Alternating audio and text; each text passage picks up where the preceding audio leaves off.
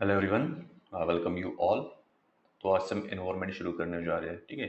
तो बेसिकली हम इन्वायरमेंट कहाँ से पढ़ रहे हैं? तो हम पढ़ने जा रहे हैं इन्वायरमेंट पीएमएफ आईएएस की इन्वायरमेंट की बुक से पढ़ने जा रहे हैं। ठीक है। तो वो बुक परचेज कर लेना, बहुत ही प्यारी बुक है और बहुत ही लूसिड लैंग्वेज में सब कुछ कवर कर दिया गया है, तो पढ़ने में आसानी हो जाएगी और रिवाइज करने में भी क्या आ जाएगी, आपको आसानी जाएगी। तो बेसिकली मैं जो पढ़ा रहा हूँ उसी बुक में से पढ़ा रहा हूँ। ठीक है।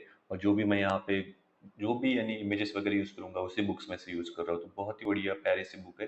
वो बुक पढ़िएगा, मेरे लेक्चर्स देखिएगा, फिर बुक पढ़िएगा।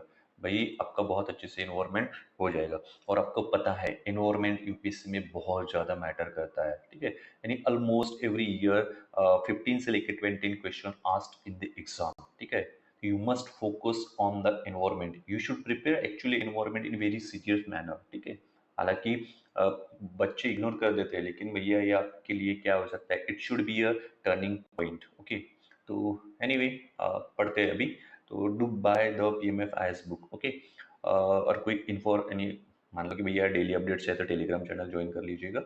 और अगर आप मुझसे कुछ बात करना चाहते हैं एग्जाम के रिलेटेड, आपकी जेन्यून क्वेरीज है जो कुछ भी, ठीक है, उसके लिए आप मुझे इंस्टाग्राम पे मैसेज कर सकते हो। दोनों के लिंक आपको डिस्क्रिप्शन में मिल जाएंगे। चलो फिर अभी शुरू करते हैं। देखो, सबसे पहले देखेंगे एनवायरनमेंट यानी क्या होता है। ठीक है। तो एनवायरनमेंट एक नेचुरल कंपोनेंट है। क्या है? एक नेचुरल कंपोनेंट है जहाँ पे बायोटिक एंड अबायोटिक क्या है जो फैक्टर्स है। ठीक है। यानी बायोटिक और अबायोटिक फैक्टर्स क्या करते हैं, एक दूसरे के साथ क्या करते हैं, इंटरेक्ट करते हैं और अमॉन्ग देमसेल्व्स भी क्या करते हैं, इंटरेक्ट करते हैं। ठीक है। तो सबसे पहले देखिए यहाँ पे कि बायोटिक यानी क्या होता है। बायोटिक यानी होता है लिविंग ऑर्गेनिज्म।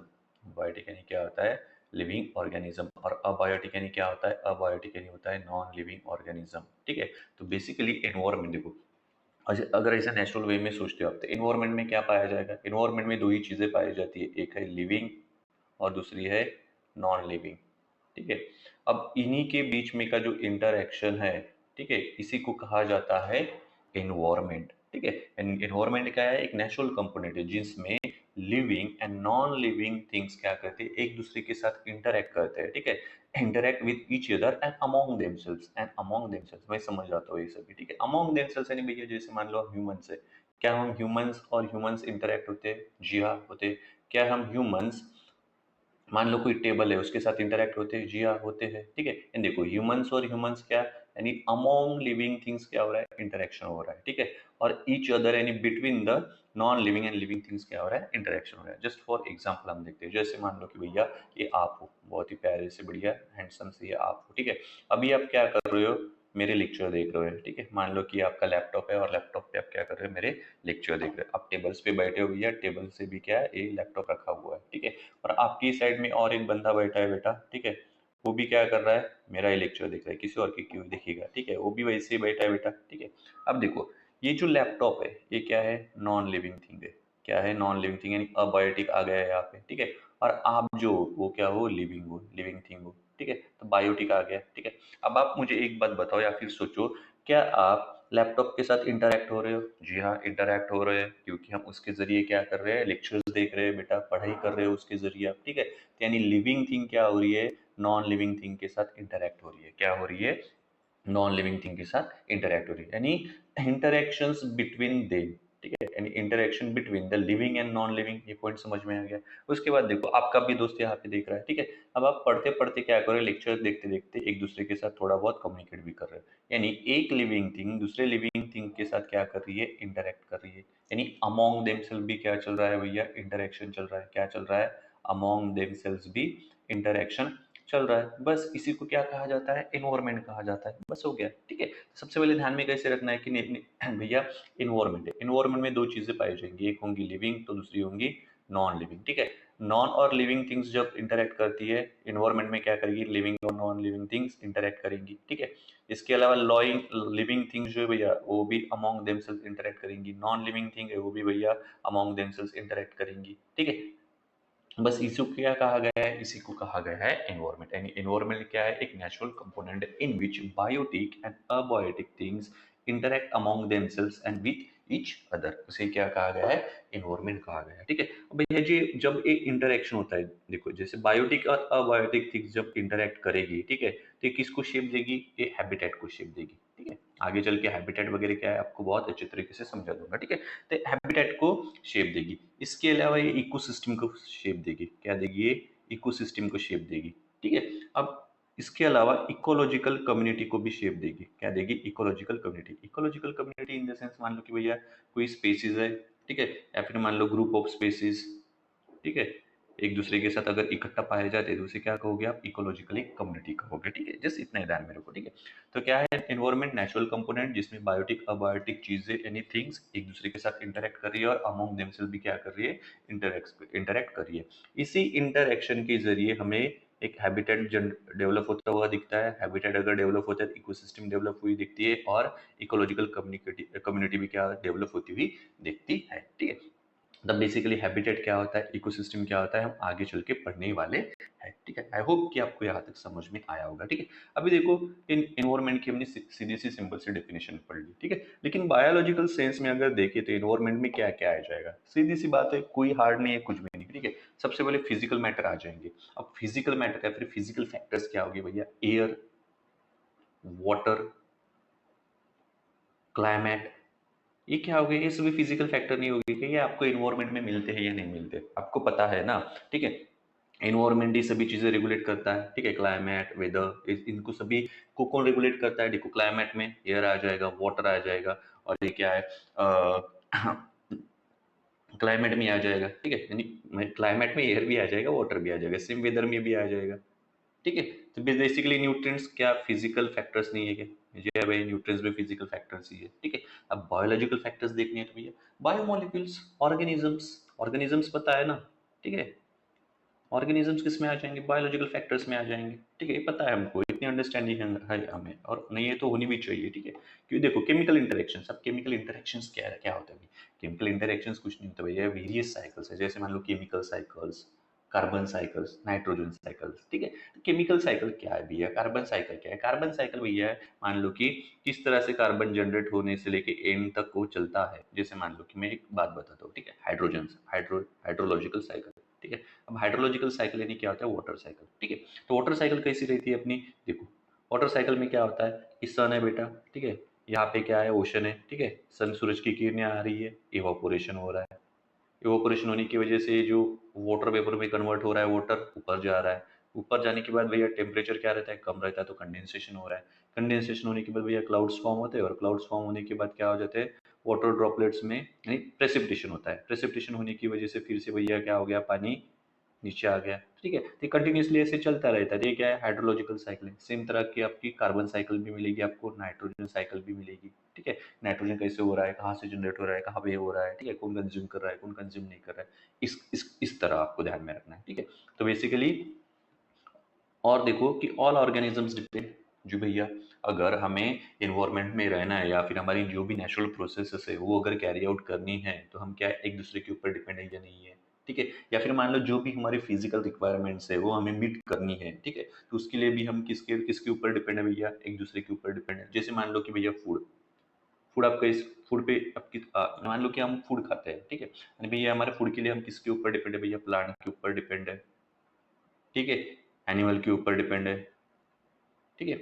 एनर्जी मान लो भैया वाटर है, ठीक है। ऑक्सीजन, ऑक्सीजन के लिए हम किसके ऊपर डिपेंड है भैया, प्लांट के ऊपर ही डिपेंड है, प्लांट ही नहीं रहेगा तो ऑक्सीजन रहेगा क्या, नहीं रहेगा। शेल्टर, ठीक है, समझ में आ रहा है, ठीक है। यानी बेसिकली क्या होता है कि जो भी इन्वायरमेंट है उसमें क्या रहता है, हर एक ऑर्गेनिजम्स, ठीक है, अपनी जो भी नेचुरल लाइफ प्रोसेस है उसको कैरिड आउट करने के लिए या फिर मान लो जो भी फिजिकल रिक्वायरमेंट्स है वो मीट करने के लिए एक दूसरे के ऊपर डिपेंड रहता है।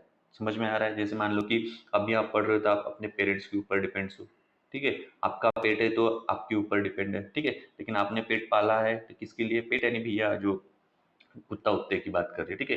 तो पेट भैया वो आपकी सिक्योरिटी के लिए कि नहीं भैया ये रात में क्या करेगा, हमें गार्ड करेगा, ठीक है। फिर आपके पेरेंट्स बुढ़े हो जाएंगे तो आप वो आपके ऊपर डिपेंड रहेंगे, ठीक है, समझ में आ रहा है, ठीक है। तो ये साइकिल है भैया इन्वायरमेंट की, और इन्वायरमेंट की साइकिल ऐसे ही कंटिन्यूअसली क्या होती रहेगी, चलती रहेगी, ठीक है। तो ये आपको ध्यान में रखना है। सबसे पहले क्या है इन्वायरमेंट, इन्वायरमेंट में दो ही चीजें ध्यान में रखनी है, लिविंग एंड नॉन लिविंग यानी बायोटिक और अबायोटिक थिंग्स, ठीक है, जो एक दूसरे के साथ इंटरेक्ट करते हैं और खुद के अमॉन्ग देमसेल्फ भी क्या करते हैं, इंटरेक्ट करते हैं, ठीक है। इसी इंटरेक्शन से फिर क्या होता है, हैबिटेट जन्म लेता है, इकोसिस्टम जन्म लेती है और इकोलॉजिकल कम्युनिटी भी जन्म लेती है। ठीक है, बायोलॉजिकल सेल्स में अगर एनवायरनमेंट में देखना है क्या क्या मिलता है, तो भैया मिलेंगे physical factors, water, air, climate, nutrients, biological factors, biomolecules, organisms, easy है, नाम से ही समझ में आता है। Chemical interactions in various cycle, chemical cycle, carbon cycle और नाइट्रोजन साइकिल्स। ठीक है, all organisms depends on each other. जी हाँ, इन्वायरमेंट में जो भी ऑर्गेनिजम्स पाए जाते हैं, क्या वो एक दूसरे के ऊपर डिपेंड है? जी भैया डिपेंड है। ठीक है, यानी अपनी जो भी नेचुरल लाइफ प्रोसेस है वो कैरिड आउट करने के लिए, या फिर अपनी जो भी फिजिकल रिक्वायरमेंट्स है वो मीट करने के लिए, हर एक जो लिविंग ऑर्गेनिज्म रहता है वो एक दूसरे के ऊपर क्या रहता है? डिपेंड रहता है। ठीक है, चलो फिर आगे बढ़ते हैं। उसके बाद देखो भैया हैबिटेट। अब हैबिटेट यानी क्या होता है? हैबिटेट कुछ नहीं, सबसे बढ़िया और इजी है। हैबिटेट यानी जहाँ पे आप रहते हो उसे कहा गया है हैबिटेट। ठीक है, जैसे फॉर एग्जाम्पल मैं आपको बता दूं। ठीक है, जैसे भी ये यूपीएससी प्रिपरेशन करने वाले बंदे, ठीक है, मुखर्जी नगर है, राजेंद्र नगर में रहे, देखो ये है राजेंद्र नगर, तो ये राजेंद्र नगर क्या हो गया? हैबिटेट हो गया। क्या हो गया? हैबिटेट हो गया। राजेंद्र नगर कहाँ पे पाया जाता है? दिल्ली में पाया जाता है, तो दिल्ली क्या हो गया? एनवायरमेंट। क्या हो गया? एनवायरमेंट। यानी आप कंसिडर कर सकते हो यहाँ से कि भैया हैबिटेट एनवायरमेंट में आएगा। कहाँ पे आएगा? हैबिटेट एनवायरमेंट में आएगा। ठीक है, इसे ही कहा जाता है हैबिटेट। या फिर मान लो भैया आप घर से अगर देख रहे हो कि भैया मान लो कि आप मुंबई से अगर वीडियो देख रहे हो मेरा, ठीक है, और किसी पर्टिकुलर कॉलोनी से देख रहे हो, तो वो कॉलोनी क्या हो जाएगी? Habitat. Habit any physical address of an living of a living organisms, यानी जहाँ पे आप रह रहे हो, ठीक है, उसी को कहा जाता है हैबिटेट। क्या कहा जाता है? हैबिटेट। ठीक है, यानी फिजिकल इन्वायरमेंट जहाँ पे लिविंग ऑर्गेनिजम्स क्या कर रहा है? रह रहा है, उसे क्या कहा जाता है? उसे कहा जाता है हैबिटेट। हैबिटेट कभी भूलना नहीं है। ठीक है, यानी आपका एड्रेस। हैबिटेट यानी क्या? एड्रेस। ऐसे भी आप ध्यान में रखो, हैबिटेट यानी क्या हो जाएगा? एड्रेस हो जाएगा। ठीक है, जैसे मान लो बेटा कि ताड़ोबा है, और ताड़ोबा में क्या पाया जाता है? टाइगर पाया जाता है। ठीक है, तो ताड़ोबा क्या हो गया भैया? टाइगर का हैबिटेट हो गया। क्या हो गया? टाइगर का हैबिटेट हो गया। समझ में आ रहा है? ठीक है, इस तरह से भी आप ध्यान में रख सकते हैं। जैसे मान लो ये पूरा एरिया है, ठीक है, और यहाँ पे क्या है? जैसे मान लो कि ये क्या है? ताड़ोबा है, और ताड़ोबा में क्या मिल रहा है बेटा? हमें टाइगर मिल रहा है। क्या मिल रहा है? टाइगर मिल रहा है। तो ये क्या हो जाएगा? ये इसका हैबिटेट हो जाएगा। ठीक है, ताड़ोबा जब हो गया उसका हैबिटेट। तो हैबिटेट यानी क्या? Address of an organism. ठीक है, ये physical address of an organism, जहाँ पे वो रहते हैं। ठीक है, अब देखो भैया क्या होता है कि ये हैबिटेट, ये हैबिटेट, ये हैबिटेट, ठीक है, वो समझने से पहले देखो ये हैबिटेट है। ठीक है, तो हैबिटेट किस में आता है? एनवायरमेंट में ही पाया जाता है। एनवायरमेंट ही नहीं है, ठीक है, तो हैबिटेट डेवलप होगा क्या? नहीं होगा। हमने देखा अभी, ठीक है, कि भैया जब लिविंग और नॉन लिविंग ऑर्गेनिजम्स एक दूसरे के साथ इंटरेक्ट करते हैं, तभी क्या हो जाता है? ये हैबिटेट क्रिएट होता है। ठीक है, लेकिन कहाँ पे क्रिएट हो रहा है? एनवायरमेंट में हो रहा है। कहाँ पे हो रहा है? एनवायरमेंट में। इसलिए हैबिटेट किस में आ जाएगा? एनवायरमेंट में आ जाएगा। ठीक है, ऐसे कई हैबिटेट इकट्ठा आके क्या बनाते हैं? एनवायरमेंट बनाते हैं। क्या बनाते हैं? एनवायरमेंट बनाते हैं। ये बहुत इजी तरीके से मैं आपको रियल लाइफ एग्जांपल्स बताऊं। जैसे मान लो भैया क्या है कि दिल्ली है, ये क्या है? दिल्ली है। ठीक है, दिल्ली में क्या है? ये राजेंद्र नगर है, ये मुखर्जी नगर है, ठीक है, और ये एक्स नगर है, और ये वाई नगर है। ठीक है, तो ये राजेंद्र नगर क्या है भैया? हैबिटेट है। किसका है? यूपीएससी करने वाले एस्पायरेंट का क्या है? ये हैबिटेट है। ये भी क्या है? मुखर्जी नगर, राजेंद्र नगर, जो भी होगा यूपीएससी करने वाले एस्पायरेंट का हैबिटेट है। ठीक है, तो ये भी हैबिटेट है। यहाँ पे सभी कौन लोग रह रहे हैं? कि जो यूपीएससी की पढ़ाई करती है वही बंदे यहाँ पे रह रहे हैं। ठीक है, तो क्या हो रहा है कि ऐसे बहुत सारे हैबिटेट इकट्ठा आके एक एनवायरनमेंट को शेप दे रहे हैं। और यहाँ पे कौन सा एनवायरनमेंट को शेप दे रहे हैं? ये यूपीएससी वाले एनवायरनमेंट को शेप दे रहे हैं।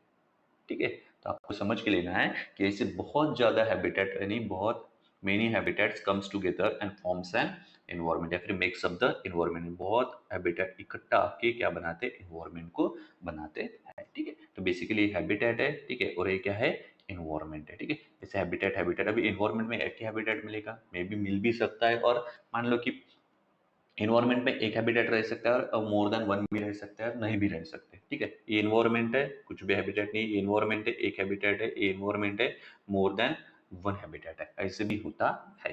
ठीक है, तो आपको समझ में आ रहा है? आई होप कि आपको समझ में आ रहा है। ठीक है, हैबिटेट क्या है? फिजिकल एड्रेस होता है किसी भी ऑर्गेनिजम्स का। ठीक है, और बहुत सारे हैबिटेट इकट्ठा आके क्या बनाते हैं? एनवायरनमेंट बनाते हैं, ये भूलना ही नहीं है। Many habitats together makeup the environment. ठीक है, उसके बाद देखो कि एक सिंगल हैबिटेट कॉमन रह सकता है क्या मल्टीपल ऑर्गेनिजम्स के लिए? ठीक है, क्या हो सकता है क्या ऐसा? जी हाँ, हो सकता है। Yes, a single habitat may be common for multiple organisms.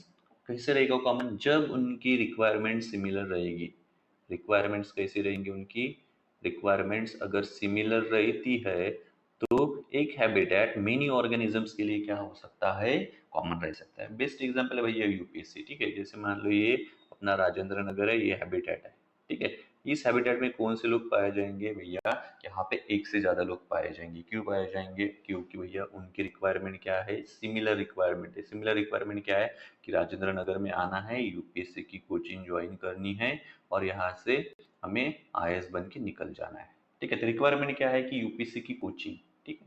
तो मेनी ऑर्गेनिजम्स यानी भैया एक से ज्यादा, जैसे मेल आएंगे यहाँ पे, फीमेल आएंगे, ठीक है। तो एक से ज्यादा ऑर्गेनिजम्स हमें यहाँ पे मिल रहा है, एग्जाम्पल के तौर पे समझना है, ठीक है। तो क्या होता है कि यस, सिंगल हैबिटेट कॉमन हो सकता है एक से ज्यादा ऑर्गेनिजम्स के लिए, लेकिन कब होगा वो कॉमन? बस आपको एक ही कीवर्ड ध्यान में रखना है कि अगर उनकी रिक्वायरमेंट सिमिलर रहती है तो। सिमिलर रिक्वायरमेंट्स है तो भी क्या है? वो हैबिटेट एक से ज्यादा ऑर्गेनिजम्स के लिए कॉमन रह सकेगा। जैसे मान लो फॉर एग्जांपल हम इन्वायरमेंट का एग्जांपल लेते हैं भैया, एक्वेटिक इकोसिस्टम, ठीक है। अब देखो एक्वेटिक यानी कुछ नहीं भैया, वाटर वाली इकोसिस्टम जो समंदर में, रिवर में पाई जाती है, उसे क्या कहा जाता है? एक्वेटिक कहा जाता है, ठीक है। तो एक्वेटिक इकोसिस्टम में आपको फिश में, समंदर में देखो फिश मिलेगा आपको, फ्रॉग मिलेगा, क्रैब मिलेंगे, खेकड़े, ठीक है। फाइटोप्लैंक्टन भी मिलेंगे, ठीक है, जो फोटोसिंथेसिस करते हैं। और इसके अलावा और भी ऑर्गेनिजम्स मिलेंगे या नहीं मिलेंगे? अभी जो फिश कहाँ पे पाई जाती है भैया? नदी में पाई जाती है, समंदर में पाई जाती है। फ्रॉग कहाँ पे पाया जाता है भैया? समंदर में ही पाया जाता है। क्रैब कहाँ पे पाया जाता है भैया? समंदर में पाया जाता है। टर्टल कहाँ पे पाई जाती है भैया? समंदर में पाया जाता है। तो इन सभी का हैबिटेट कहाँ पे है? ये सभी कहाँ पे रहते हैं? समंदर में रहते हैं। कहाँ पे रहते हैं? ओशन में रहते हैं। कहाँ पे रहते हैं? ओशन में रहते हैं, ठीक है। तो ओशन क्या हो गया? इन सभी का हैबिटेट हो गया, ठीक है। मान लो अभी कितनी ज्यादा स्पेसीज है यहाँ पे? एक, दो, तीन, चार स्पेसीज की हमने बात की, ठीक है। तो कॉमन है ये, ठीक है। इसलिए क्यों कॉमन है भैया? इनकी रिक्वायरमेंट सिमिलर है, ठीक है। क्या मान लो कि फिश भी पानी में रह सकता है, फ्रॉग की भी रिक्वायरमेंट पानी है बेटा, फाइटोप्लैंक्टन तो पानी में की रिक्वायरमेंट है, फोटोसिंथेसिस करते हैं ये, ठीक है। ये तो प्राइमरी प्रोड्यूसर्स है ना, ठीक है। इनकी भी रिक्वायरमेंट पानी है भैया, पानी के बिना जमेगा नहीं, इनको टर्टल की भी रिक्वायरमेंट पानी है बेटा। समझ में आ रहा है, ठीक है। इनकी रिक्वायरमेंट क्या है? सिमिलर रिक्वायरमेंट है। क्या है? सिमिलर रिक्वायरमेंट है, ठीक है। समझ में आ रहा है यहाँ पे? जी हाँ, समझ में आ रहा है, ठीक है। तो क्या हम कह सकते हैं कि भैया कि जो वेरियस स्पीसीज रहते हैं, जो हैबिटेट शेयर करते हैं, क्या उनका एड्रेस सेम रहता है? जी हाँ, सेम एड्रेस है ना। वैसे देखो फिश का एड्रेस क्या मिलेगा आपको? ओशन मिलेगा। फ्रॉग का मिलेगा, ओशन मिलेगा। क्रैब का क्या एड्रेस मिलेगा आपको? ओशन मिलेगा, ठीक है। एंड जो वेरियस स्पेसीज है, ठीक है, जो एक सेम हैबिटेट शेयर कर रही है, तो उनका एड्रेस भी क्या रहेगा? सेम एड्रेस रहेगा। क्या रहेगा? Same address. जैसे फॉरेस्ट में मान लो, लेक मान लो, ठीक है। फॉरेस्ट में हम टाइगर की बात करते हैं तो टाइगर भी मिलेगा, डियर्स भी मिलेंगे। तो इनका एड्रेस सेम है या नहीं है? जी अभी ये फॉरेस्ट एड्रेस है, डियर का एड्रेस वाटर तो नहीं हो जाएगा और टाइगर का एड्रेस वाटर नहीं हो जाएगा। समझ में आ रहा है, ठीक है। स्पेसीज वेरी, उनकी रिक्वायरमेंट से वेरी हो रही थी, हैबिटेट भी क्या हो जाएगा? अपने आप वेरी हो जाएगा। जैसे एक्वेटिक हैबिटेट है, ठीक है, फॉरेस्ट वाला हैबिटेट हो गया, ठीक है, जैसे रैबिट, ठीक है। आई होप कि आपको अभी समझ में आया होगा, ठीक है। तो मैं ज़्यादा स्ट्रेस नहीं देता हूँ, आगे बढ़ता हूँ, ठीक है। तो हैबिटेट क्या है? एक फिजिकल एड्रेस रहता है, यानी physical address of an organism, ठीक है। उसे हैबिटेट कहा जाता है। मेनी हैबिटेट जो इन्वायरमेंट है, ठीक है, यानी मेनी हैबिटेट इकट्ठा आके क्या बनाते हैं? इन्वायरमेंट बनाते हैं, ठीक है। क्या एक habitat more than one species के लिए, मल्टीपल ऑर्गेनिजम्स के लिए सेम रह सकता है? जी हाँ, सेम रह सकता है। बस उनकी रिक्वायरमेंट क्या होनी चाहिए? सिमिलर रिक्वायरमेंट होनी चाहिए, ठीक है। चलो फिर आगे बढ़ते हैं। आई होप कि आपको समझ में आए। देखो फिर वेरियस हैबिटेट्स में देखो क्या दिया, जैसे यहाँ से भी देखो एक्वेटिक हैबिटेट्स, ठीक है। ये जो यहाँ पे शार्क दी है कि यहाँ पे फॉरेस्ट में पाई जाएगी क्या? नहीं, क्योंकि भैया उसकी रिक्वायरमेंट वाटर है, तो वाटर में ही पाई जाएगी, ठीक है। जैसे ऑक्टोपस मान लो, ठीक है। ऑक्टोपस कहाँ पे है? जमीन पे ऐसे पाया जाएगा कि नहीं? उसकी रिक्वायरमेंट पानी है तो पानी में ही पाया जाएगा, ठीक है। तो देखो यहाँ पे फॉरेस्ट इकोसिस्टम है, ठीक है।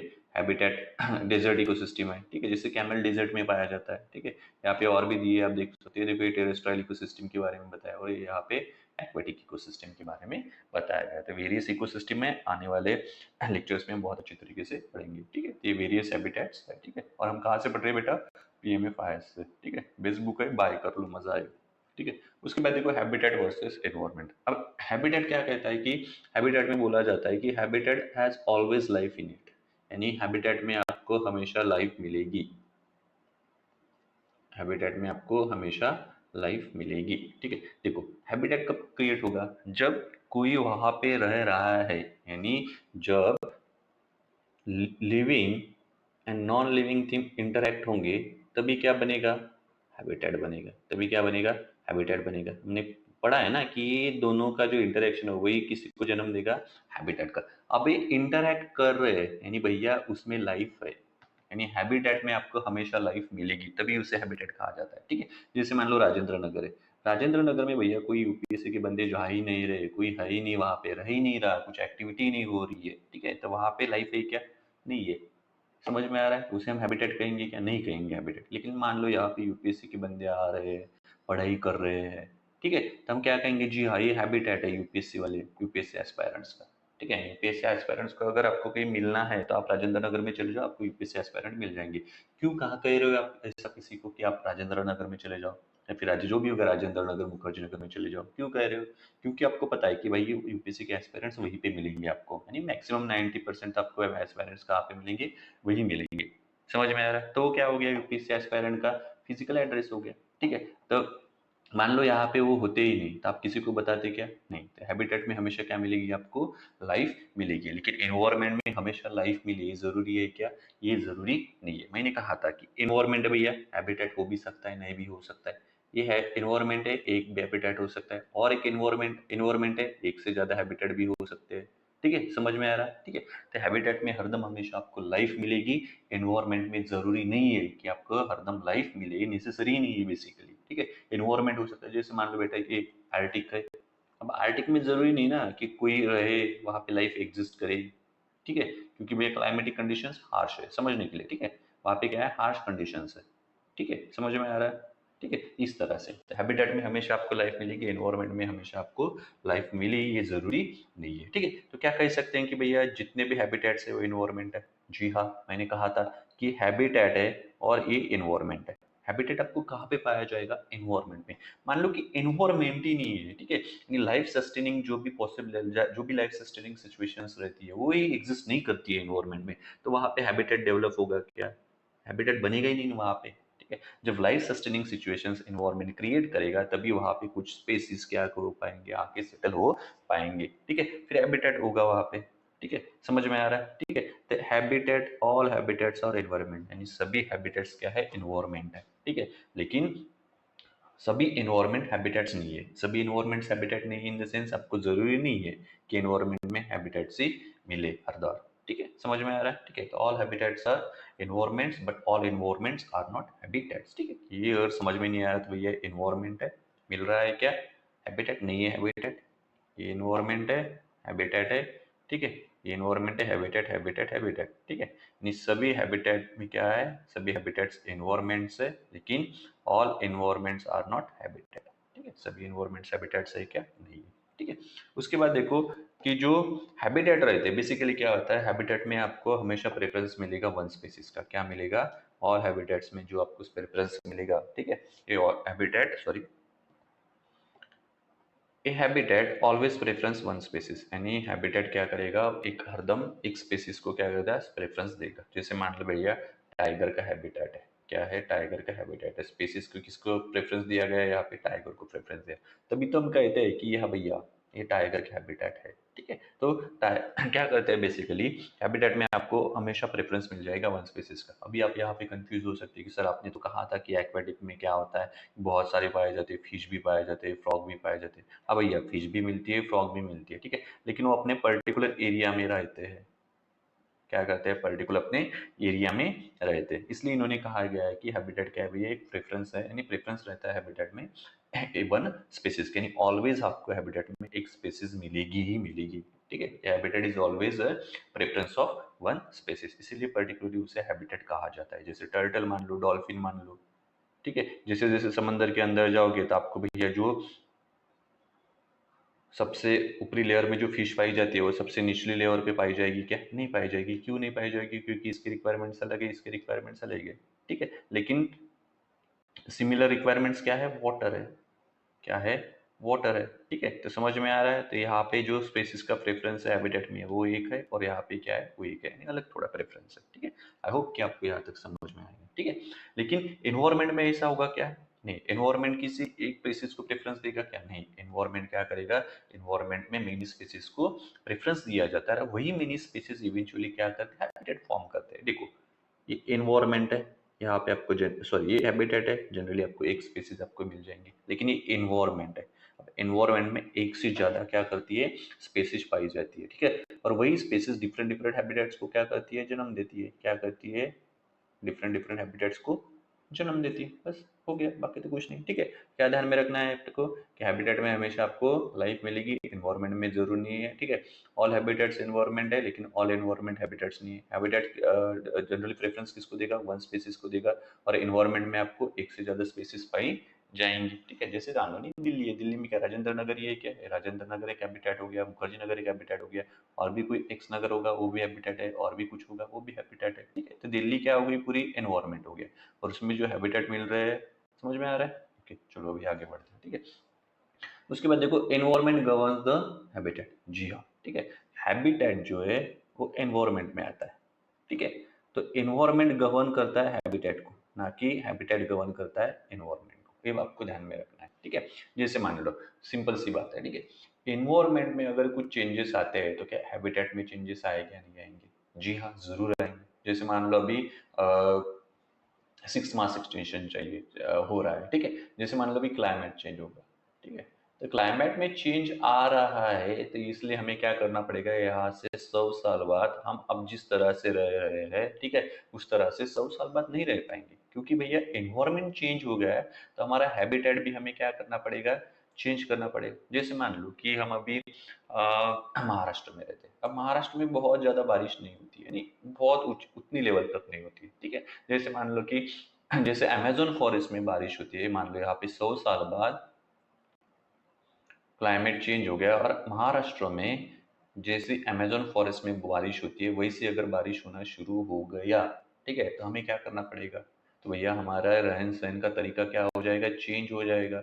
हमारे घर जो जिस तरह से हमने महाराष्ट्र में बिल्ड किए वो भी चेंज हो जाएंगे, ठीक है। जिस तरह से हम क्या करते हैं भैया, क्रॉपिंग यानी क्रॉपिंग करते हैं, एग्रीकल्चर करते हैं, वो भी पैटर्न चेंज हो जाएगा। क्यों चेंज हो रहा है? क्योंकि एनवायरमेंट चेंज हुआ है, इसलिए, ठीक है। इसलिए क्या आ जाए कि एनवायरमेंट हैबिटेट को गवर्न करता है। हैबिटेट एनवायरमेंट को गवर्न करेगा क्या? जैसे मान लो हम ह्यूमंस है बेटा, हम एनवायरमेंट को कंट्रोल कर सकते हैं क्या? गवर्न कर सकते हैं कि भैया नहीं अभी बारिश आ जा? नहीं, ठीक है।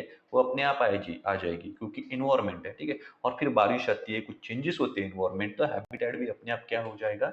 चेंज हो जाएगा। इसलिए इसलिए हैबिटेट को गवर्न कौन करता है? हैबिटेट को गवर्न करता है एनवायरमेंट। ये आपको ध्यान में रखना है। हैबिटेट एनवायरमेंट को गवर्न करेगा क्या? नहीं करेगा। एनवायरमेंट हैबिटेट को गवर्न करेगा, ठीक है। Environment governs the properties of the habitat, not vice versa. ये आपको ध्यान में रखना ही है। आई होप कि यहाँ तक आपको अच्छी तरीके से समझ में आया होगा, ठीक है। चलो फिर आगे बढ़ते हैं। देखो फिर इकोसिस्टम यानी क्या होता है? इकोसिस्टम यानी कुछ नहीं बेटा, सीधी सी बात है, मैं आपको बताता हूँ, ठीक है। देखो, हमने देखा कि environment living and non living thing इकट्ठा आएगी, ठीक है, इंटरेक्ट करेंगी among themselves and between each other, ठीक है। तो वो शेप देगी हैबिटेट को। किसको शेप देगी? हैबिटेट को, ठीक है। अब हैबिटेट को शेप तो दे दिया बेटा, ठीक है, एक सेकंड दे दो मुझे, ठीक है। अब हैबिटेट को शेप तो दे दिया, ठीक है। हैबिटेट फॉर्म भी हो गया, ठीक है। अब हैबिटेट अगर फॉर्म हो गया बेटा, तो यहाँ पे कुछ एक्टिविटी तो चलेगी ना, ठीक है। लिविंग थिंग्स है, लिविंग थिंग्स है, तो भैया क्या ऐसे ही रहेंगे क्या? नहीं भैया, उनको जीने के लिए कुछ इसेंशियल एक्टिविटीज जो है वो करनी पड़ेगी। जैसे क्या करनी पड़ेंगी भैया? उन्हें कुछ प्रोड्यूस करना पड़ेगा, ठीक है, फिर कंज्यूम करना पड़ेगा, ठीक है, फिर अगर मर गए तो डिकम्पोज भी होंगे, ठीक है। यानी प्रोड्यूसर, कंज्यूमर और डिकम्पोजर क्या होंगे? एक दूसरे के साथ इंटरेक्ट होंगे, अमॉन्ग देमसेल्व्स इंटरेक्ट होंगे, और उसके साथ जो उनके जो सराउंडिंग वाला फिजिकल एनवायरनमेंट है उसके साथ भी क्या होंगे? वो इंटरेक्ट होंगे। उसी को कहा गया है भैया इकोसिस्टम। इकोसिस्टम में एक फंक्शनल यूनिट ऑफ नेचर, ठीक है। क्या हो गया? Functional unit of nature. Best example है भैया एजुकेशनल सिस्टम, मान लो, ठीक है। देखो कि इंस्टीट्यूट है, क्या है? इंस्टीट्यूट है, ठीक है, समझने के लिए है, ठीक है। एक इंस्टीट्यूट है, ठीक है। अभी इंस्टीट्यूट है तो यहाँ पे क्या होगा भैया कि एजुकेशन डिलीवर किया जा रहा है, ठीक है।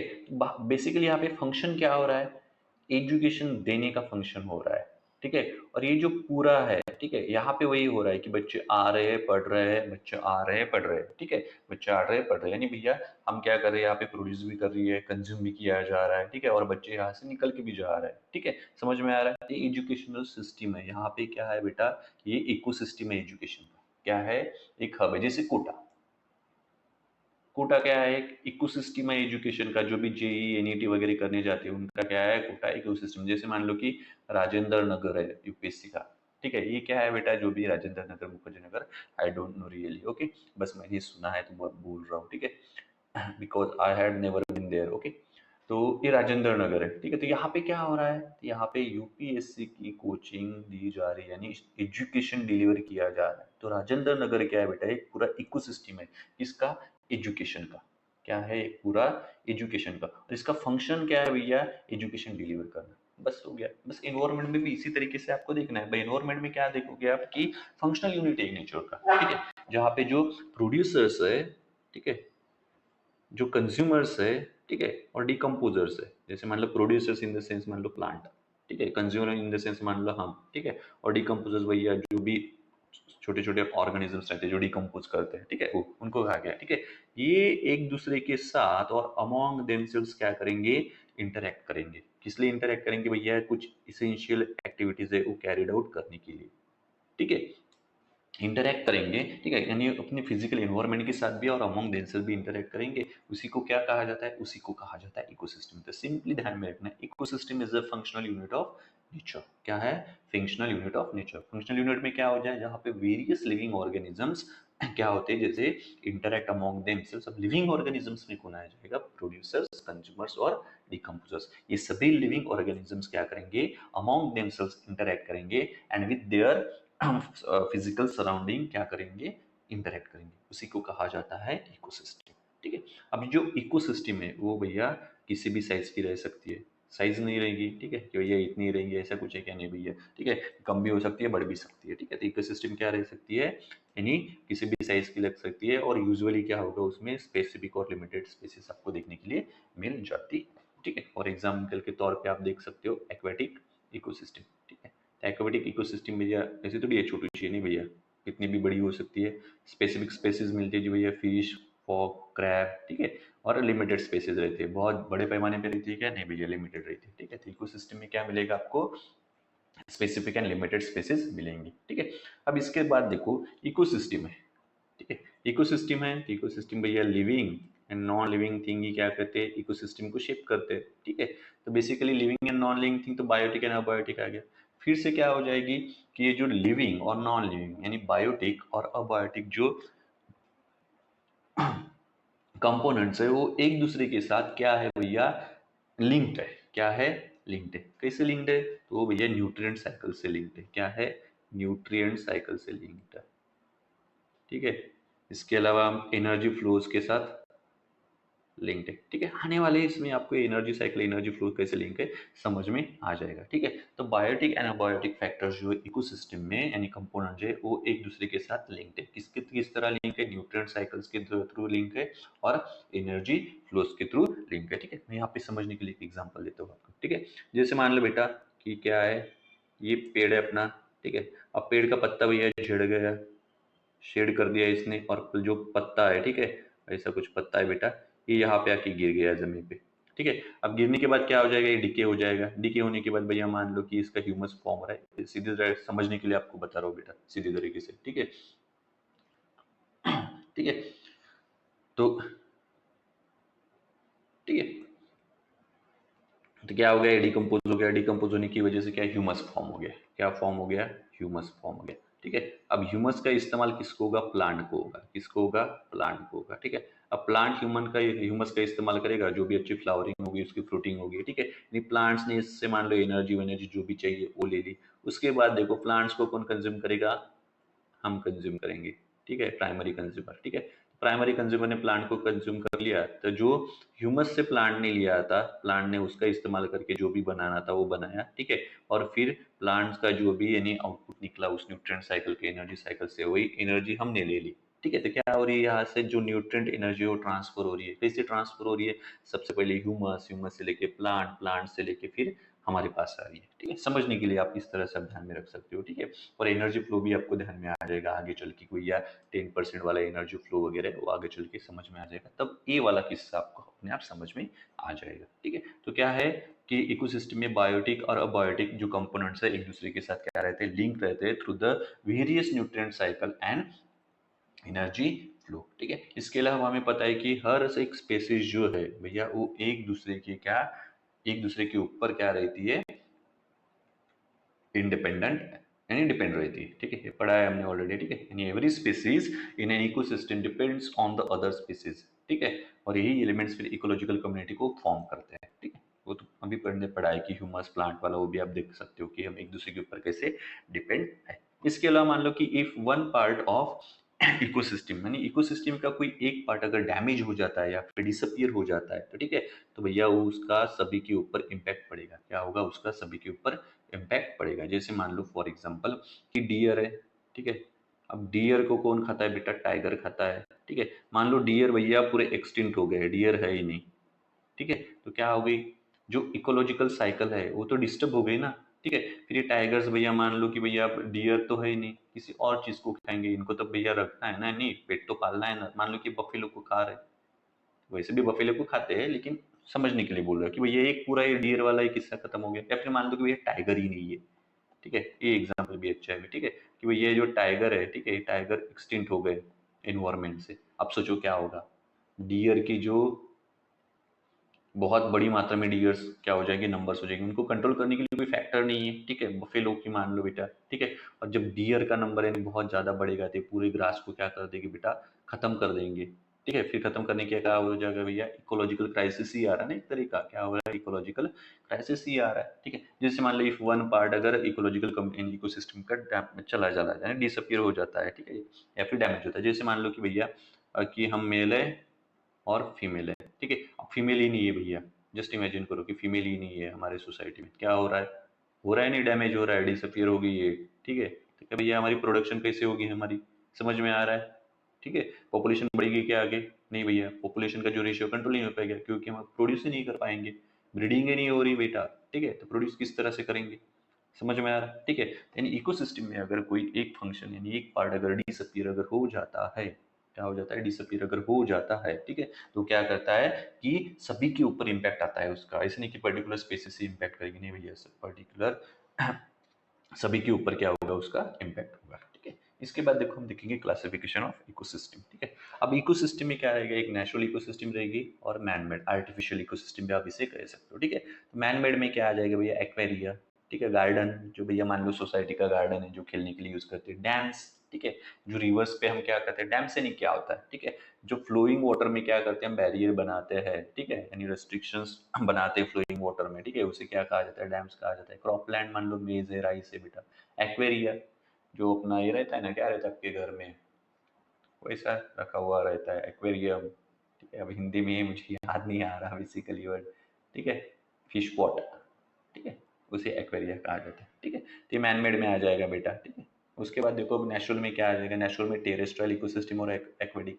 टेरेस्ट्रियल इन भैया जो जमीन पर रहते हैं और एक्वेटिक इन भैया जो वाटर पे रहते हैं, ठीक है, वो आ जाएगा, ठीक है। अब टेरेस्ट्रियल में भी क्या आ जाएगा, फॉरेस्ट इकोसिस्टम आ जाएंगी, ठीक है। ग्रासलैंड आ जाएगा जहाँ पे सिर्फ ग्रासेस पाए जाते हैं। डेजर्ट भैया कुछ भी नहीं है, कैक्टस वैक्टस मिलता है, ठीक है।